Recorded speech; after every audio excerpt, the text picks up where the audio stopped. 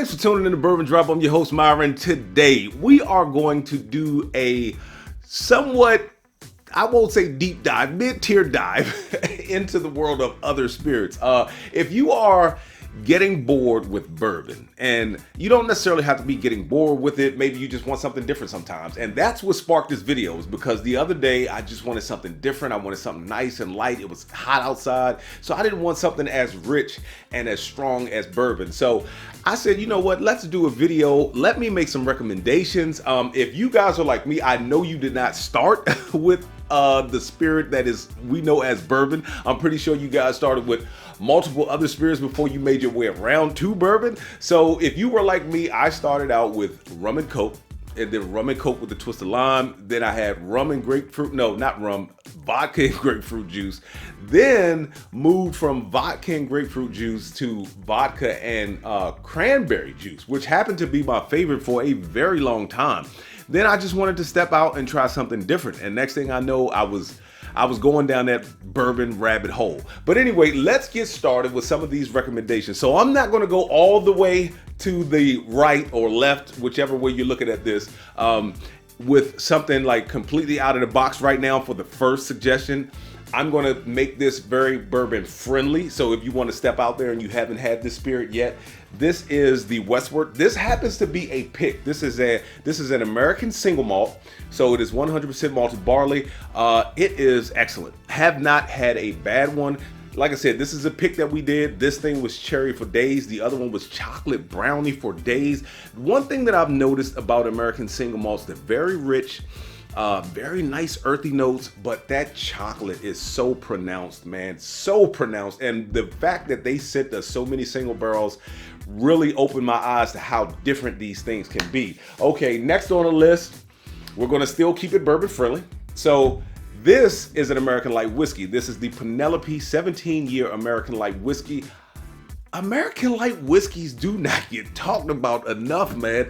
These things are amazing. Like, I've only had one that I thought was okay. That was the Bull Run. But this thing right here, my Rye 3, the other Rye 3 that I have, because I bought two different proofs of two different picks, ones that I've had samples given to me, they have just been amazing.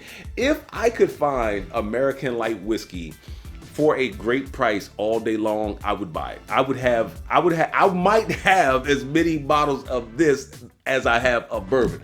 All right, so now we're going to step out there just a little bit more. I know a lot of you guys, look, this is the hottest new thing. Tequila is the hottest new thing. Not really my bag, but the ones that I got, the Corzones that were finished in Weller and finished in Blanton, I actually like those. I thought they were really good, really sweet, really nice and light on the palate. This one, however, to me, this is probably what tequila should taste like. I'm not a tequila guy. You guys know more than me out there about tequila, but I've had some Fortaleza. Woo! That was amazing. But this right here, it's very earthy. It's very clean on the palate. I did a review. If you haven't seen that review, go back and watch it. I didn't watch it before I did this video. I remember it just being very clean on the palate, very crisp, having some really nice earthy notes. I think I might have even picked up like a citrus note in the thing. This is really good, and I really got it because, well, it was given to me by one of the store owners, and he asked me if I would do a review. I told him, look, I'm not a tequila guy, but sure.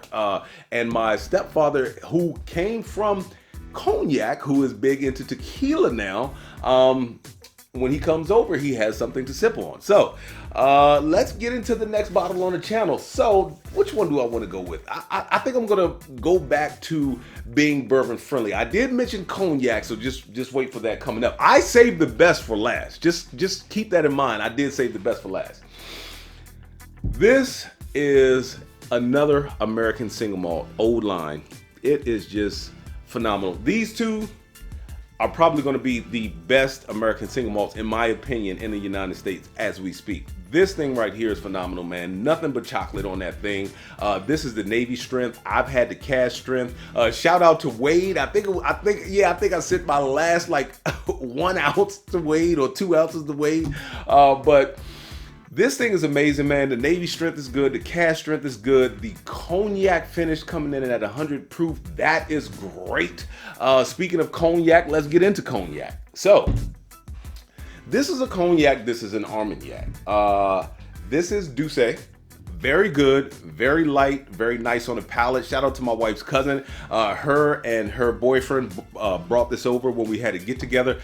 I thought it was really good, really smooth. I am not a super huge cognac guy. My stepfather used to be a huge cognac guy, turned me on to a cognac named Hine, H-I-N-E. I thought that thing was great. Very drinkable, very easy and smooth on the palate. This is no different. This thing, grapey, just raisin forward, and my stepfather got on me because I didn't know that cognac was made out of raisins. So it wasn't until I started drinking bourbon that he came over with the Hine and he was like, "Hey man, what do you think about this?" So I sipped on it. I was like, "Man, it tastes like raisin juice." And he was like, "Cause it's made out of grapes." So anyway, so now you have the Armagnac too. So you've got Armagnac, you've got cognac. Now, the reason why I went out and picked up a bottle of Armagnac is because we, as bourbon drinkers, a lot of our cigar finish stuff is finished in Armagnac, and so I just wanted to see what the natural spirit tasted like. So let's get down to the difference between cognac and Armagnac. Now, one thing about both of these yaks is that they are brandies. Now, they say all yaks are brandies, but not all brandies are yaks, because cognac and Armagnac can only be made out of grapes. Brandy can be made out of any fermented distilled fruit. So that's why it puts it in that category of a brandy. However, this is distilled twice. This is distilled once. This is aged in Limousin oak. This is aged in black French oak. Pardon me, black French oak. Also, you can't call it cognac if it is not from the Cognac region of France, and you're not going to call it Armagnac if it's not from the Armagnac region of France.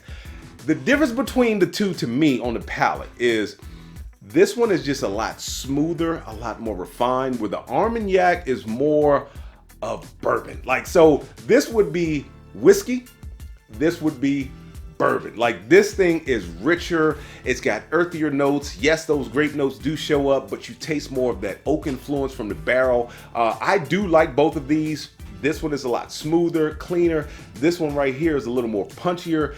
Both offer great notes. Now, this one is called Boss Armagnac by Delroy. It just says Napoleon. Take a look at the bottle. Maybe I'll blow it up so you guys can see it. But if you see that bottle, man, trust me, it's not going to break the bank, and I think it's worth it. Now, like I said, I saved the best for last. Let me get the table cleaned up. I am screaming from the rooftop, go and buy our new pick. The Pour Decisions, we have a new Cedar Ridge pick out. You guys really love the Westford pick. So what we did was, we can never make our minds up. There were two barrels that we loved the nose on one, we loved the palate on the other, and we had Cedar Ridge for the first time ever combined two barrels. You guys need to go out and get this pick. The link will be in the comments. So I told you guys I saved the best for last. These are Speyburns. This is the Speyburn 10 and the Speyburn 15. This one says that it is aged for 10 years in hand-selected American oak to give it vanilla and toffee notes. Now, when I looked at some of the stuff online, I could have sworn I saw that it said whiskey, American whiskey barrels and sherry barrels. And this one right here is just American oak and Spanish oak. That's all I could find. But I will say this. I went to the Virginia ABC, and yeah, it's down low. I got it to here, and then I poured that much in my whiskey flask because I'm going to play golf tomorrow. But anyway, I went to the Virginia ABC looking for something different, man. Just wanted something different with a different profile than bourbon. And I wanted something along the lines of a whiskey. Japanese whiskey, Scotch, Irish whiskey, didn't matter. So anyway, they had this thing on sale for 25 bucks. So I was like, you know what? 10 year, 25 bucks. If I don't like it, oh well. Got it home, pleasantly surprised. Really enjoyed it, very viscous. And I don't know if it was because it was warm, because you'll see, I'm gonna put the pictures up. So normally I like to have my scotches or Irish whiskeys, you know, chilled a little bit. This thing was warm. It was like drinking honey with a little bit of like a raisin note and like a little bit of like these peach notes. And then I said, this one is so good, I need to check out the rest of their line. The next day I go back, I get the 15. This is an animal.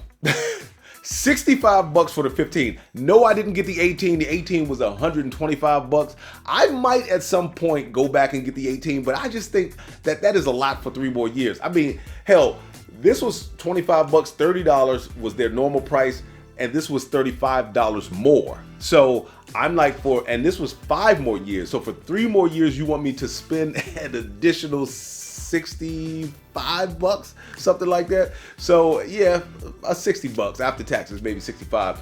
But anyway, I chilled this one down, got it home. It was slightly warm, not as warm as that one from sitting in the car, but this one right here, man, it was just so viscous. And when I chilled it down with the whiskey stone, it almost had this honey-like viscosity to it, man. It was ridiculous. Let's get into the nose of this thing.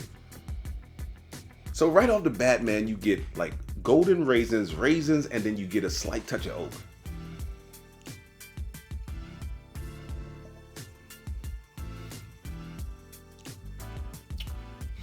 That is so thick and rich in the mouth. I told you, it almost has this, you get the oak on the back, you get the spice on the back, you get like this pineapple, you get these apricots, you get this, both of these are super creamy, but it's like this, it's almost like this, I would say like that, what is it, like the Flintstones, that orange sherbet popsicle cone, that is what it is like. And then across the palate, it's just so creamy and so viscous. I'm gonna give it a quick breakdown. You know how I do it. All right, back into the nose. More of the grapes come out, more of that oak comes out. More vanilla comes out on the second nosing, man. All right, back into the palate.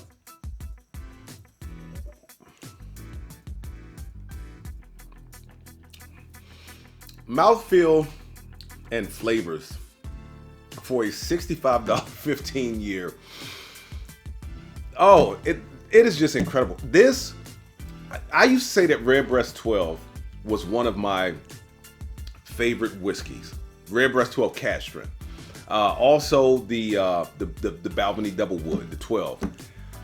This right here is taking the cake. Now I might have to put it side by side with that Redbreast 12 because to me that Redbreast cask strength drinks more like a bourbon. It's rich, very rich. This is so bright and so fruity, but so viscous at the same time. When you give me a low proof product, because this thing only comes in at 92 proof, when you give me a low proof product, this is what I want. Like the finish is still going. The finish is, it's like a chocolate, like toffee, almost like those, the Hershey Kiss, not the Hershey Kiss, the roll-ups, the Tootsie Rolls. That's what I'm getting on like the middle of the palate right now. It is just so good. Anyway, quick breakdown. So I am not gonna make this thing super long. Is it worth the chase? If they tell me that this is like a limited bottle, I am not gonna stand outside overnight. I don't think I'm doing that anymore for any bottles, maybe a GTS, but if they said that this is at a certain store and it's at another store that's 2 miles away in another store, I'm running all over for it. That's how good this thing is. Is it worth retail? Definitely, 100%. 15-year-old, I know it's 92 proof, but it is 15 years old, man. American and Spanish oak. This thing comes in at 92 proof. It is so flavorful, so rich. It is definitely worth $65 all day long. I probably pay a little more, but we'll get into that on another video. Who is it for? I would not hesitate to give that to a new bourbon drinker. New bourbon drinkers tend to stick around this. This is like, 80, 90 proof. Yeah, this is 80 proof. The new bourbon drinkers, 86 with the Old Forester 86. Don't have a problem giving them that. Don't have a problem giving them the Benchmark Top Floor. I know it can be a little harsh. Some of you guys might say that out there in the comments. I think Benchmark Top Floor is good, but would not hesitate giving either one of these to a new bourbon drinker. So this, I would say, new bourbon drinker all the way up to experienced bourbon drinker. I think you're gonna love it. The experienced bourbon drinkers will love it for the flavors and the viscosity. Will it always be on the bar? I am already thinking about going back and getting another one. This thing is phenomenal. It is phenomenal. And with that being said, let the whiskey flow. Never run out unless you head it to a drop. Till next time.